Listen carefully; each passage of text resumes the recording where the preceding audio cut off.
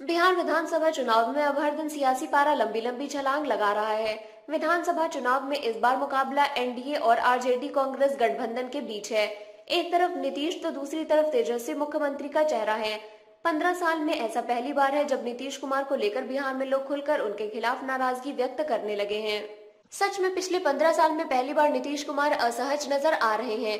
बिहार के सुशासन बाबू यानी नीतीश कुमार की पुरानी छवि पर न सिर्फ विपक्ष बल्कि आम जनता भी सवाल उठा रही है।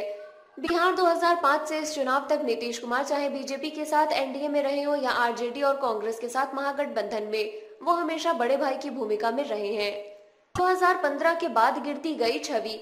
एक समय था जब बीजेपी ने नीतीश कुमार के कंधे पर सवार होकर 2005 और 2010 विधानसभा चुनाव में बड़ी जीत दर्ज की थी, लेकिन इस चुनाव में स्थिति बिल्कुल विपरीत है और नीतीश कुमार को चुनाव जीतने के लिए बीजेपी के कंधे की जरूरत ज्यादा है।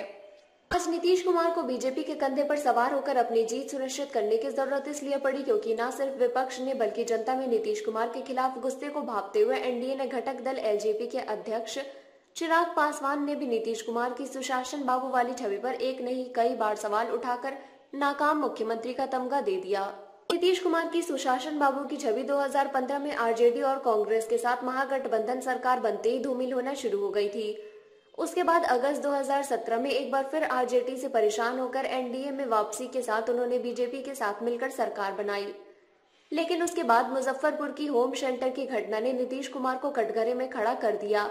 उसके बाद लगातार नीतीश की सुशासन बाबू की छवि धूमिल होती चली गई। जब देश जहां कोरोना से शुरुआती लड़ाई लड़ रहा था, वहीं बिहार में नीतीश के नेतृत्व में कोविड की जंग कमजोर साबित हो रही थी। टेस्टिंग से लेकर अस्पतालों की व्यवस्था तक नीतीश कुमार के प्रति लोगों ने खुलकर नाराजगी जताना शुरू कर दिया। इससे नीतीश विपक्ष के निशाने पर आ गए। सवाल उठने लगे कि नीतीश सरकार ने समय रहते फैसले नहीं लिए, इसलिए बिहार में कोरोना वायरस के संक्रमण के चलते बिहार की स्वास्थ्य सेवाओं की सच्चाई सामने आ गई। चिराग पासवान बढ़ा रहे मुश्किलें। अभी कोरोना वायरस के संक्रमण से नतीजा भी नहीं मिला था कि उसी दौर में करीब 30 लाख मजदूर देश भर से बिहार लौट आए। इसके बाद चुनाव से पहले प्रवासी मजदूर और नौजवानों के लिए बिहार प्रदेश में ही रोजगार एक बड़ा मुद्दा बन गया, जिसे विपक्ष ने हाथों हाथ ले लिया। महामारी से डरे सहमे नौजवानों में नीट की परीक्षा को लेकर भी नीतीश के खिलाफ नाराजगी देखने को मिली और नीट के पेपर को रद्द करने के बिहार सरकार से सुप्रीम कोर्ट जाने के दबाव बनाया, तो चिराग पासवान ने मौका देखकर नीतीश कुमार के खिलाफ माहौल बनाने में कोई भी कसर नहीं छोड़ी। साथ ही बाढ़ ने भी हर साल की तरह अपना कहर दिखाया। इन सब मुद्दों से सुशासन बाबू की छवि पर ऐसा बट्टा लगा जो अभी तक नहीं लगा था और अब उनके खिलाफ जनता में नाराजगी बढ़ती जा रही है। बीजेपी के लिए बंगाल से पहले बिहार। सूत्रों की माने तो सियासी तौर पर नीतीश कुमार की जेडीयू को तेजस्वी से ज्यादा नुकसान चिराग पासवान कर रहे हैं। उसका कारण है कि चिराग पासवान ने नीतीश कुमार को नुकसान पहुंचाने की रणनीति के तहत बीजेपी और जेडीयू से आए ब्राह्मण, ठाकुर, भूमियार, कायस्थ, कुर्मी और कुशवाहा को ज्यादातर टिकट दिया, जो बीजेपी और जेडीयू के वोट बैंक में सेंध मारकर आरजेडी की जीत का रास्ता साफ कर दिया। इतना ही नहीं, चिराग पासवान ने आरजेडी के मुस्लिम और यादव वोट बैंक को ध्यान में रखते हुए इक्का और दुक्का यादव और मुस्लिम को टिकट दिया, जिससे आरजेडी को ग्राउंड पर नुकसान कम हो। मतलब साफ है कि इस बार नीतीश कुमार के लिए चुनाव इतना आसान नहीं जीतना दिख रहा है। अब देखना यह है कि नीतीश कुमार के खिलाफ जो एंटी इनकन्वेंसियों से बीजेपी किस तरह से दूर कर नीतीश कुमार की नैया को पार लगा पाती है। बीजेपी के लिए भी चुनाव अहम है।